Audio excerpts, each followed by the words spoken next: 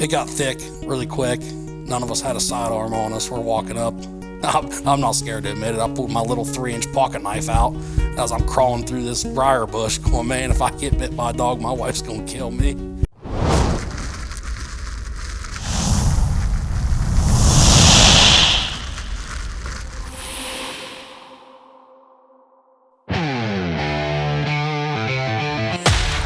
Welcome to the Alpha Outside Podcast, where the dark ain't the end of the day, it's just the beginning. Around here, we dive into the gear, the strategies, and the real stories from the field. No fluff, no hype, just straight talk from folks who live it. Brought to you by Alpha Outside, your go-to source for top-tier thermal night hunting equipment. If it happens after dark, we're on it. From expert tips and battle-tested optics to the kind of hunting wisdom you won't hear anywhere else, Alpha Outside. Whether you're seasoned or just getting started, this is where serious night hunters get the insight they need to stay sharp, shoot straight, and hunt smart. So grab your rig, settle in, and let's get after it.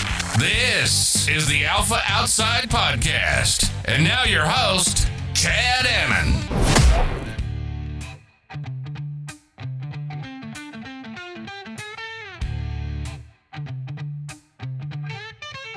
Welcome back to episode 4 of the Alpha Outside Podcast.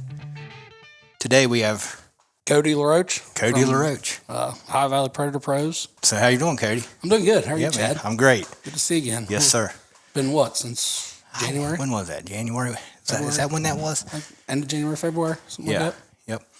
Up at the Sportsman's Club, right? Yeah, Ellsworth. Yeah, Ellsworth. So we're just going to talk a little bit today about who you are and how you've got to where you are and what you have going on and maybe where you're headed. And like growing up, like, was you a hunter? Was you? Yeah. I, as long as I can remember, always, I think about how anyone in the coyote world started out, everyone deer hunts for the most part.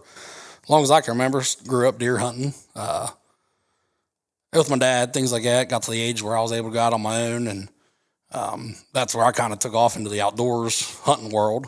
Got into archery real big. Did you? Pretty much there for, 5 or 6 years, just primarily archery hunted.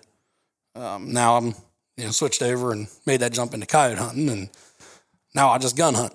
I got you. The rest of my time's in fields for coyotes. Yeah, so you're out of Belmont County, Yep. Ohio? Yep. Big deer up there.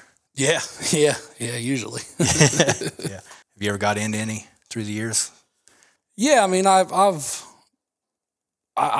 enjoyed more videotaping deer. I got into that for a while. Hunting with other guys, just videoing. I've shot some nice ones. Nothing crazy. 130s, maybe 140. Yep. Nothing crazy. Haven't hunted hard for a couple big ones that neighbors end up getting or something like that. But yeah, nothing crazy. So you are the founder of Ohio Valley Predator Pros. Yeah, absolutely. Run us through that a little bit. How long have you been how long has that been a thing, and how did it come about? Yeah, so I officially started the Ohio Valley Predator Pros in 2024, probably around March of 24. Really haven't been coyote hunting that long. This coming, January or so will probably be my 4th year. Kind of jumped into it. I'm the type of person that when I fall into something I like, I become obsessed with it, and it consumes my life, and that's all I do. So where the pro part comes in, huh? I guess something like that, right? I got into it. Actually, I was still living at home or visiting my mom, one of the two, I can't remember. And I saw an out-of-town truck go down the road, and I was like, well, that was weird. And I seen him stop up by a field that I hunted.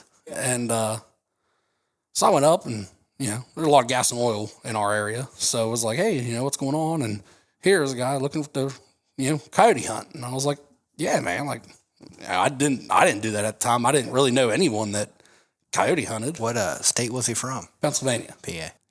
Yep. So he came up. I got him permission on a couple of different farms over there, and then kind of became friends with him there and through time, just got to talking to him, and he was like, "Yeah, man, like I go out with thermals and this and that," and I was like, "Oh, like that's cool," you know. Growing up playing Call of Duty, I'm like, that's pretty cool. So hit him up one time. He took me out and let me use his gun, and we ended up shooting 2 dogs, like third stand or something like that, and I was sold.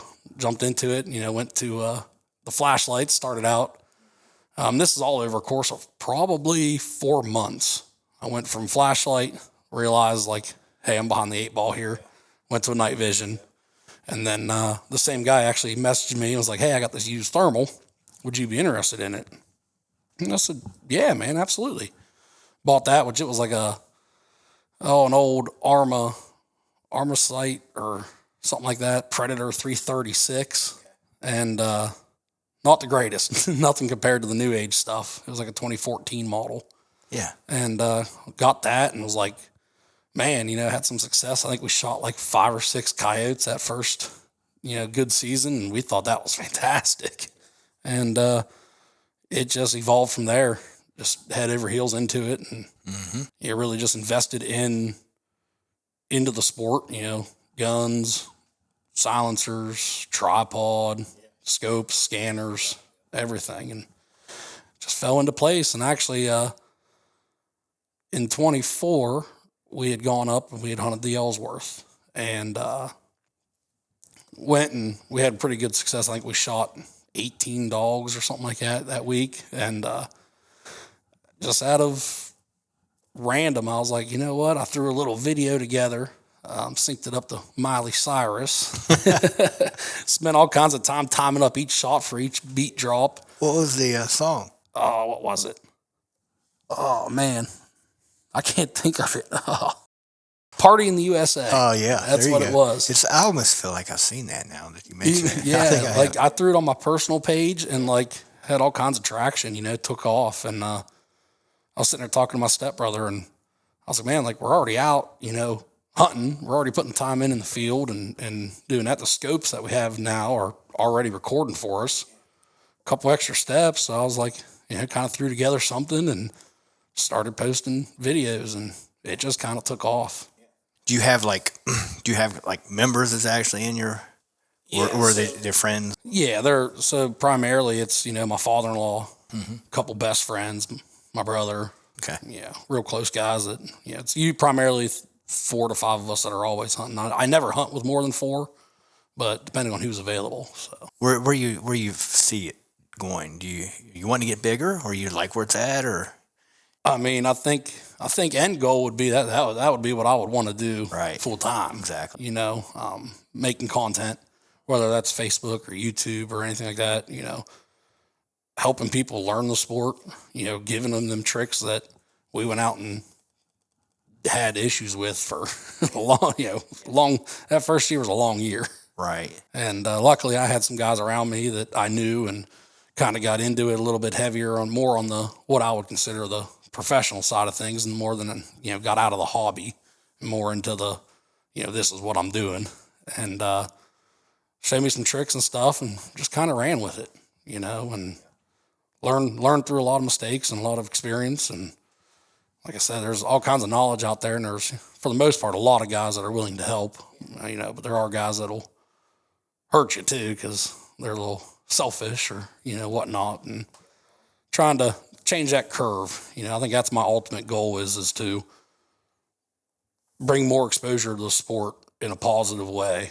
You know, a lot of people don't like the fact that we're out at night, don't like the fact that we're, you know, shooting coyotes out of cow fields or horses fields, things like that. Totally understandable. But, you know, shedding light on like, hey, we're just not out there killing. You know, we actually are managing, helping the ecosystem, you know, and helping them be healthier. You know, so that's kind of, I think would be my biggest thing would be bringing more exposure and a more positive light onto the sport of coyote hunting. So you have a YouTube page, Facebook page. Yeah. But most of my, I guess you'd call it publicity, would be on Facebook. I've not taken the time to dedicate enough effort onto the YouTube as I need to. That's one of my big goals for this coming year is to really focus more on the YouTube side of things. And then kind of use my Facebook to help push that and promote that, and then kind of go hand in hand back and forth with the same content. Where can somebody find you? What's your YouTube? Valley Predator Pros. Yep, everyone. There is an Instagram page. I probably haven't posted on there in a year and a half. Yeah, but yeah, Facebook, YouTube. That's all. Ohio Valley Predator Pros. Congratulations, you had a baby not too long ago, right? Yeah. A week and 2 days ago. Yep. How's that going for you? Fantastic. He's the best. I don't know what I did to deserve him, but he sleeps, he eats, and that's about it. Very little crying. And actually, we're at the point now to where we're having to wake him up every 4 hours or so because he'll sleep. So I don't know what I did to deserve it, but he's awesome. Yeah, no doubt. Have you been able to get out and coyote hunting a little bit? Yeah. Went out last night actually. Yeah, got to go out. He's that good of a baby. Yeah, so make it a lot easier on you. Yeah. He's great. Mama Bear is fantastic. I'm very blessed. I wouldn't be able to do any of this without her. And I know the guys I hunt with the same way. Our wives, girlfriends, whatever, they put up with a lot. I'm sure in this sport there's a lot of time, money, a lot of away from home. So a lot of sacrifice. Like calling, what you use Fox Pro calls? I actually use Lucky Duck. Got guys that use Fox Pro. I think they're both great. When I first bought my first call, it was Lucky Duck. I know their calls, I know their sounds. So that's kind of where I stuck. I would like to get a Fox Pro. That way I could have both, run with both. So, has your calling style changed over the years? Like as you've learned? Oh yeah. Yeah. You aggressive? You consider yourself aggressive? I would consider myself very aggressive. You just roll into next sounds and. Yeah, maybe. Obviously, everything depending. Maybe 10 to 30 second breaks in between, and I'm going right on to the next one. Mm-hmm. You like coyote vocals? You like prey? Very rarely do I play any prey. Yeah. The only time I think I would really play that is when I know I'm hunting virgin ground, or a lot of times if I see coyotes out mousing around or doing something already out in the field, I find sometimes throwing just some little prey out there kind of lets them know, hey, something's over here. Sometimes they come in, sometimes they don't. I might run it for 30 seconds, and if I'm not seeing the reaction I want, then I go into the coyote vocals. But for the most part, I'm all coyote. You do any locating? Do you drive the roads, or you just show up at farms that you hunt and you hunt blind and they're there? Yep. So I will say with like those virgin properties, stuff that I've never hunted before, I'm a little bit more passive, more on the howls and just feeling them out, getting a feel for them. But properties that I know and I've hunted and I know what I can see, I know where typically they come from. Do you even start out with a howl on those? Yeah, I usually always start about every stand. I would say I start with some sort of howl, whether that's a lone howl or a interrogation, one of those. Just something, because how many times we've been out and you throw one howl out and dogs running at the call. That's right. You get more aggressive as the stand goes on, or you go right into fight? So I try to build a little bit of aggression.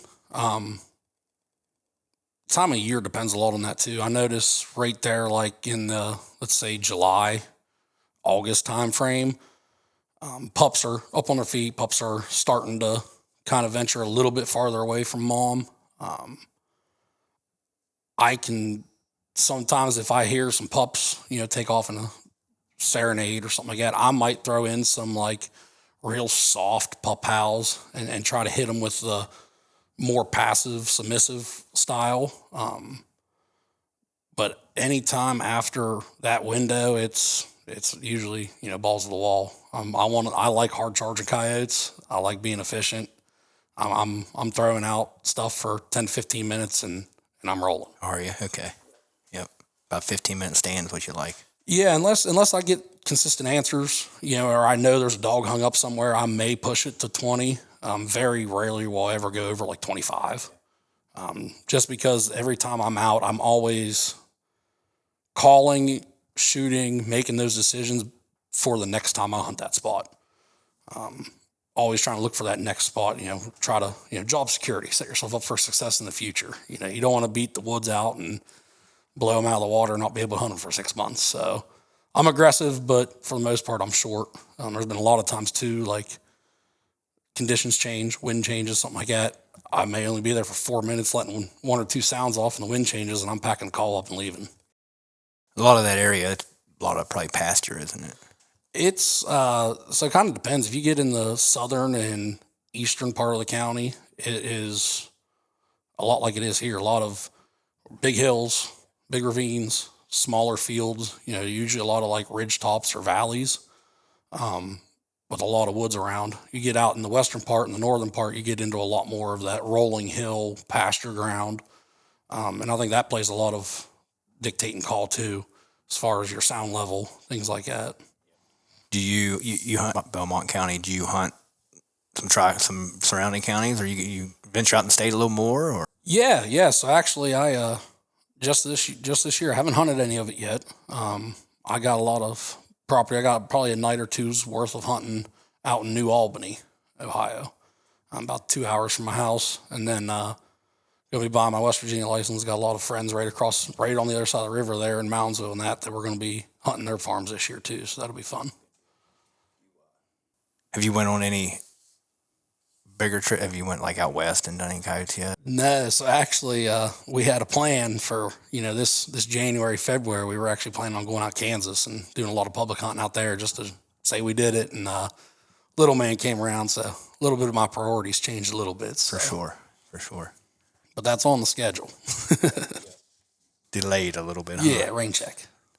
What's your favorite time of the year to hunt? So you hunt 12 months a year, just like I do. Do you have a favorite? Yeah, I probably do. And it's probably a tie. I probably have 2 times a year. Okay. Right now, that late October to December is some of what I would consider the easiest coyote calling. You think it's because they're trying to pair up, or? I think it's because the search is on. You got a whole batch of new coyotes that, for the most part, never heard sounds before. They're figuring their life out. They're typically a little bit easier to trick. So I tend to see a lot more success on calling in that time frame. But like I said, I'm a hard charging coyote. I want them barreling in, hackles stood up, snarling. So that February time frame it's tough to beat. You can really get them agitated and see some cool stuff during that time too. So I think it's a toss up for me personally. Have you seen a big influx of hunters in your area, like the last couple years? Oh, Is it yeah. getting tougher? Like, have you lost some properties because of it, or I wouldn't say that I've lost properties. or have to share one maybe? Yeah, we share a lot, and actually that's one of the biggest things that I think has helped me out too. Is I pretty much know everyone in the county that hunts more than a handful of times a year. It takes it a little bit more seriously, and I would consider us all pretty good friends. We all chat. If we know each other's out and about in the same night, we're texting each other all night. There are a handful of properties that we share that, and we both will text each other like, "Hey, I hunted this night," or, "Hey, did you hunt this?" Yeah. So communication and transparency has gone a long ways in my area, which I'm very fortunate for. I noticed last year we had an easier time calling in, killing coyotes in the summer than we did this past winter, which typically is not the case. We were really, really struggling, out 8, 10, 12 hours to kill one dog. I think what happens is that water source dries up, and coyotes where, it could support 3 or 4 different families of coyotes. Now they're all trying to live on one source of water. They're fighting each other, pushing each other off, killing each other, or the EHDs what got to them. So actually we took this summer off primarily just to let the population rebuild. We hunted a little bit just to scratch the itch, but nothing like we did last summer. Last summer we hunted every weekend. This summer we took a lot off, and we're noticing the success from that now. So we're glad we did. Let's go into some stories. You got any stories that either funny or something that you've learned from, or something that you could teach somebody else not to make next time? Yeah, absolutely. I'll hit on a couple of them. So probably the funniest story I got is it was, I think, summertime. Don't know exact, but we were out hunting my buddy's farm, and where we're set up on the ground on his parents' driveway overlooking a big field. And it was me and two best friends and my father-in-law. And we called for 20 minutes. We had some coyotes answering us way down the holler, but it was one of those spots that they answered you every time you were there, but you never got them to come in. So we didn't think much of it. Well, he's like, hey, I gotta pee. He turned around and walked on the other side of the road, and he started to pee. And this was at the 22, 23 minute mark. And we were done. I hadn't called in probably 5-6 minutes. And next thing you know, these two dogs come barreling across this field, and he's calls his pants down. His side of the story is pretty funny to hear, but I remember him going, I didn't hear anything. You know, we had called out dog, got on him, we had shot him. He said, I'm taking a pee. And next thing you know, it sounded like World War II out there. And yeah, so that was a big funny story for us. We got a lot of good laughs. It was 3-4 o'clock in the morning. We were tired. It was good. One of the ones from experience, I guess, would be a combination of several stories that were identical. Was the inexperience and knowing you're seeing a dog 300-400 yards out, and well, hey, we got 4 guys. Surely one of us can hit it. No, that wasn't the case, and that happened more so than often. So now we try to let them come in. Another big one. This will be the last one I hit on. We now always carry a sidearm with us. It was actually the same one with my buddy taking a pee over on the road. The one coyote we had shot him. They laid down. We're laughing because he was finishing up his bathroom break and kind of busting his chops a little bit on it. We get back up on the scopes to throw our lasers on to walk down to him, and there's only one dog laying in the field. Well, the other one apparently had got up and ran in the woods. So we walked down. We're like, man, that thing was hit solid, and it got thick really quick. None of us had a sidearm on us. We're walking up, and I'm not scared to admit it. I pulled my little 3-inch pocket knife out as I'm crawling through this briar bush going, man, if I get bit by a dog, my wife's going to kill me. And ended up coming up to it, and it was alive, and unfortunately ended up having to dispatch it with a log. But I know the guys that I was with got a lot of cracks out of, my big butt down there with a little 3-inch pocket knife for a coyote. Yeah, uneasy feeling, but yeah, good laughs now. Let's go into some of the equipment you're using. So you basically went through the progression like most everybody else: light, night vision, thermal, cheaper thermal, and then probably more expensive thermal. But what are you using right now? So my personal setup, I've bounced around with a bunch of different guns. I love them all. I just get bored and try something different. I've gone through, I will say I do not like 223. I'm with you. A lot of runners, a lot of time wasted. I just had a guy come in here and buy a couple scanners, and he was kind of new, and he's like, man, I'm leaving here to go to Bass Pro to buy a gun because he's like, I'm shooting a 223 and I can't keep them in the field. They leave the field on me. And I'm like, it's not you. Right. Right. Yeah. I said, see how they are up there? That AR is going to stay right there. It's never going to leave that spot again. Yeah. Yeah. It's fun for shooting steel, but, and it will, they'll kill coyotes. A lot of guys have success with them, and, I don't knock those guys, but, I went from that. I went to, actually a 6.5 PRC, which, that got expensive, and that was very overkill. We were having to pick pieces of coyotes up rather than just one, 243, 6.5 Creedmoor.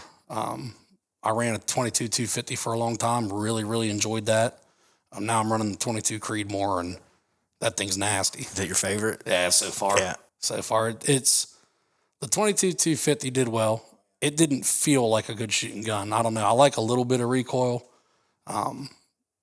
But that 22 Creed, it has just enough recoil that you feel it and you don't get sloppy on your habits. But, man, does it have some knockdown power. You reloading for it, or are you buying the box ammo? Right now, I'm just buying box. Yeah.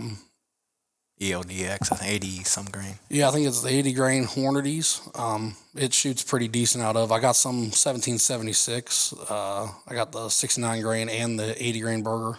I'm going to try that out. I haven't shot it yet, so I have no opinion on that yet. But the Hornady shoot well. I'm getting about an inch group out of it at 100, which ain't bad through a thermal. So what thermal you using?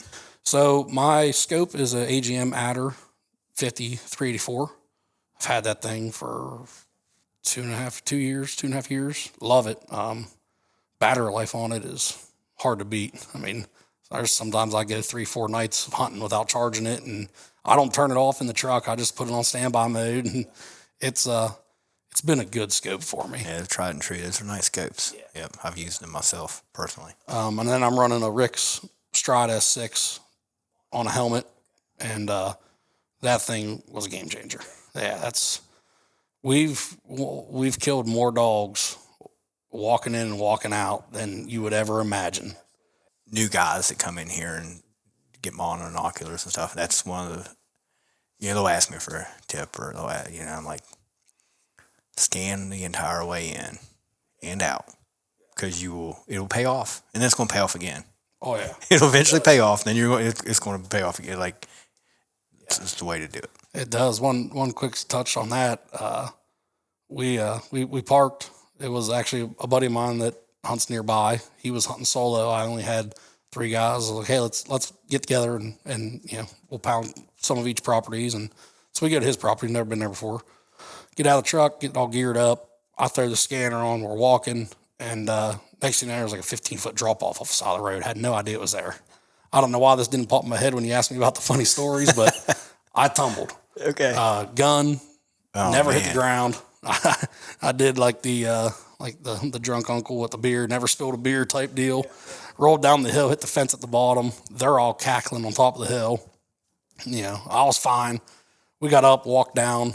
Yeah, it was quite a commotion, so we walked down, got set up, the guns. I walked the call down. I turned around, and walking right where I just fell was 2 coyotes coming right behind us. And I was actually able to whistle back to them. I dropped on my knees.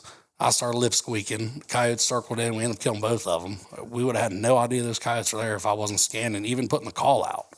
A lot of guys get that hyper focus of get to the spot, put the call out, then coyote hunt. There's a lot of coyote hunting that can be done in between, too. Absolutely. I was bad about that for a long time, and before I learned. I think we all were, Then tripod, I'm running a Warrior tripod with the Chief leveling head. Really, really, really enjoy that. Yeah, they're solid. Yeah. I like they got a proprietary bearing in that head that a lot of those high-end tripod heads and that, when you loosen that up, as you spin, it either tightens up or loosens up more. Well, that Warrior head, it doesn't. It stays consistent. You can 360 and it doesn't tighten up or loosen. And that was a big thing when I was looking at them. I was like, yeah, I don't want to be panning around on a dog and my gun lock up on me. So that, and then, like I said, I'm running the Lucky Duck Roughneck with all kinds of sounds on it. TT, BFA, Boss, bunch of Rick stuff, so. If you had any tips for a new hunter, you got any off the top of your head that you'd want to share? That the biggest thing that I feel mistakes I made, mistakes I see a lot of guys making, is overhunting, overpressuring the dogs. And I know it's tough when you first start out. You don't have a lot of property. You're excited about it. You're learning. And if you have a spot that no one else is hunting, a lot of times you're getting dogs in consistently, But I am fortunate that I have enough property now that I'm on like an every 2-month rotation on properties, and that really pays off. Of course, we have handfuls of properties that it's like, hey, nothing during deer season, which is totally fine. That just gives them a break. If you don't mind me asking, how many properties do you have? Do you know? I don't know off the top of my head. If I had to put like an acreage number on it, it would probably be close to somewhere in the 10 to 13,000 acre range between the New Albany stuff and down home. Pretty fortunate, But property management, getting in good, getting out good, knowing when to call it quits with calling.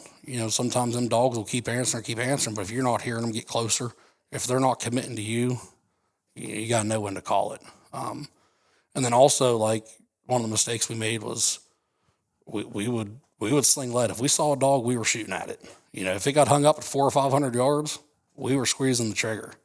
Running shots, same way. We were slinging lead. Yep. So I try to hunt with the mindset that everything I do is for the next time I hunt that property.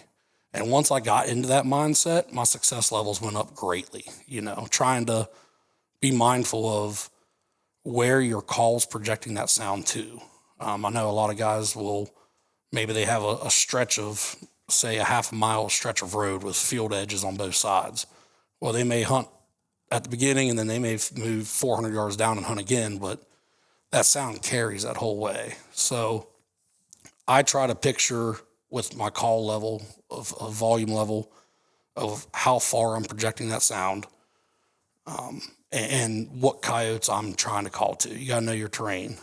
Typically you're not calling dogs across creeks, at least that I've seen. It's very hard to get them across water.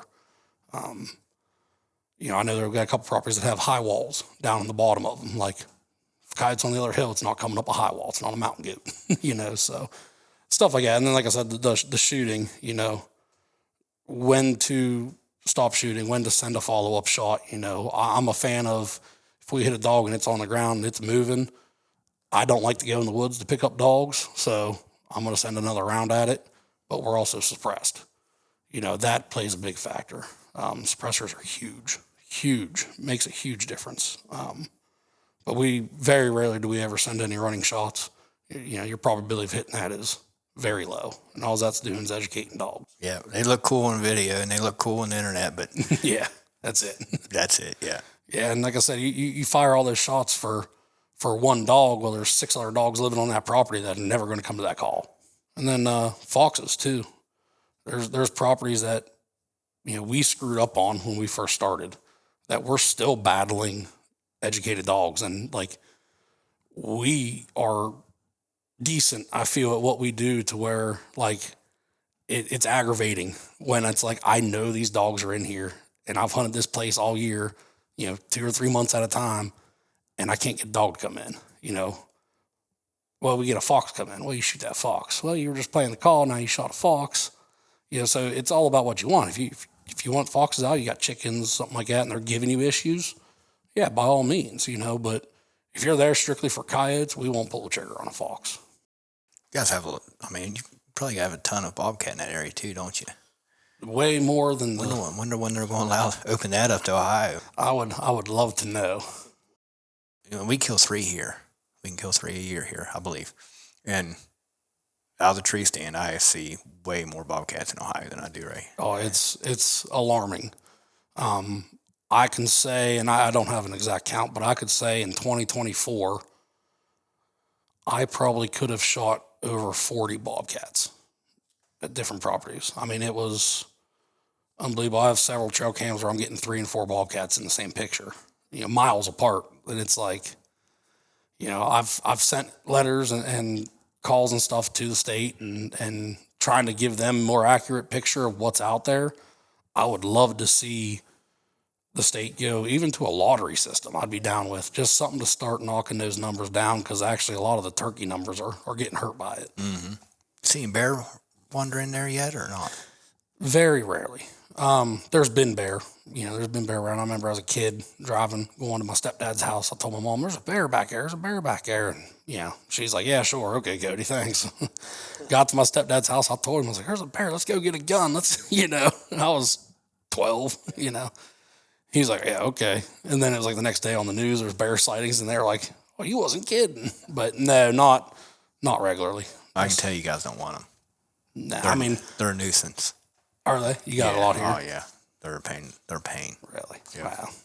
In the tournament side of it, like I said, I met you guys at Ellsworth and PA, and so I know you hit that, and you guys like doing that. Is it any more throughout the year that you do, or is that your main one or only one? Or? That is the only one, I would say. Occasionally we'll get together, maybe do like an online little pop-up tournament or something if we're feeling froggy.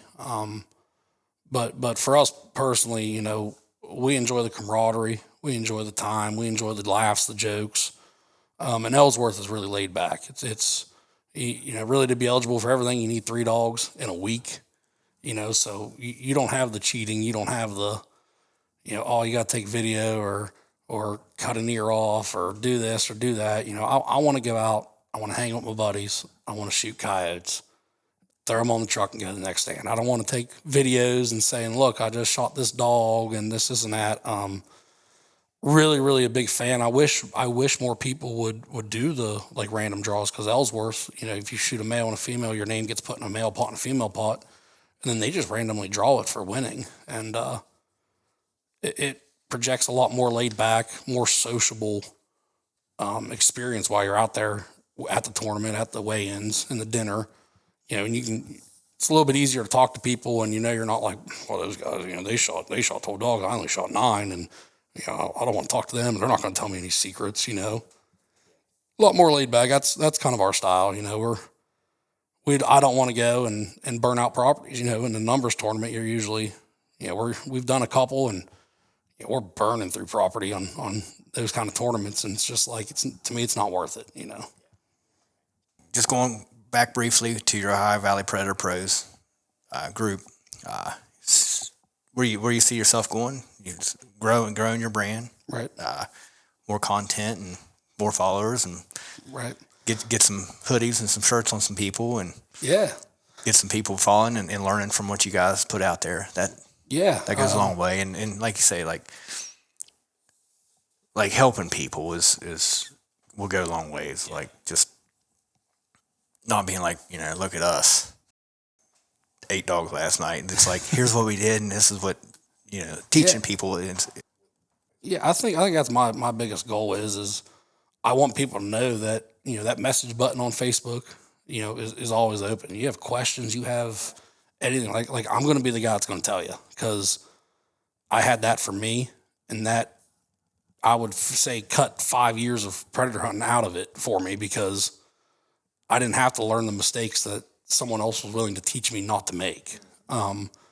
My goal with the OVPP is obviously long term. I would love to do it full time, YouTube, Facebook. I'd love to do that. It's a long shot, but I'm already out hunting, already out doing stuff. So I'm gonna keep on that grind. It happens. People do it. It only takes 1 or 2 videos, But the bigger thing as a whole from the group would be the exposure, the more behind the scenes stuff of what we've learned, what we're doing, why we're having the success we're having. I think a lot of guys focus on like, hey, what, you see it everywhere. Hey, what sound did you use? I don't know. I couldn't tell you. I mashed the button so many times, I don't know. It's more so the preparation and the work that goes into it on the back end. And that's what I would want to bring the light to. And then also, coyote hunters, predator hunters as a whole have a very negative look by a lot of people. We're out there just shooting things in the middle of the night that can't see us, and this and that. It's, you're using all this technology. I think people really overlook how smart, how tough coyotes are. They're definitely both the smartest, toughest animal I've ever hunted. Yeah, their will to live is crazy. Unreal. It's unreal. I would like to bring a more positive light on the sport as a whole, and then also project. And I tell people all the time, I think people really underestimate how much I care about coyotes. I've been begging my wife for 2 years now to allow me to get a coyote puppy, and I'm going to, and she'll listen to this and I'll get yelled at, but that's okay. I'm used to it.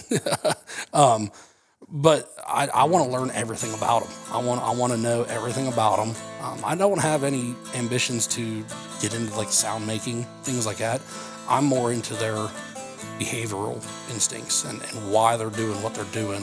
I want to know everything about them, and that's what I think drives me to keep going, to keep going and progressing and getting better and researching and listening to podcasts like this and others, and soaking in all that information is because I have so much respect for these coyotes. It's unbelievable. And I don't ever want to see them suffer. I don't ever want to wipe them out. I tell people all the time, you're not ever going to kill all the coyotes. They're always going to be replaced. Just like we took this past summer off simply for the fact that, hey, we noticed the coyote numbers were low. Could we have gone out and shot coyotes all summer? Yeah. But that would have hurt the population. And it's a balancing system in that ecosystem, and I think everyone that does this at this level has that respect and that love for them that I don't think a lot of people show. And that's kind of what my goal is. So people can reach out to Cody LaRoche anytime, the man behind the Ohio Valley Predator Pros. Something like that. Thanks everybody for tuning in on episode 4 of the Alpha Outside podcast. I'm Chad Annon. I'm the owner of Alpha Outside Thermals. You can contact me anytime you want. If you want to talk thermals, got any questions, I'm here to answer them. Until next time, thanks a lot.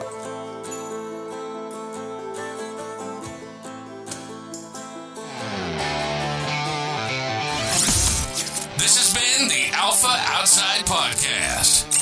The dark ain't the end of the day. It's just the beginning. From expert tips and battle-tested optics to the kind of hunting wisdom you won't hear anywhere else, we've got you covered, and we hope you've enjoyed the show. If you did, make sure to like, rate, and review. We'll be back soon. But in the meantime, you can hit our website at www.alphaoutside.com. On Instagram at alpha_outside, on TikTok at alpha.outside, and on Facebook at Alpha Outside Thermal Hunting Users Group. From Morgantown, West Virginia, this is Alpha Outside, signing off.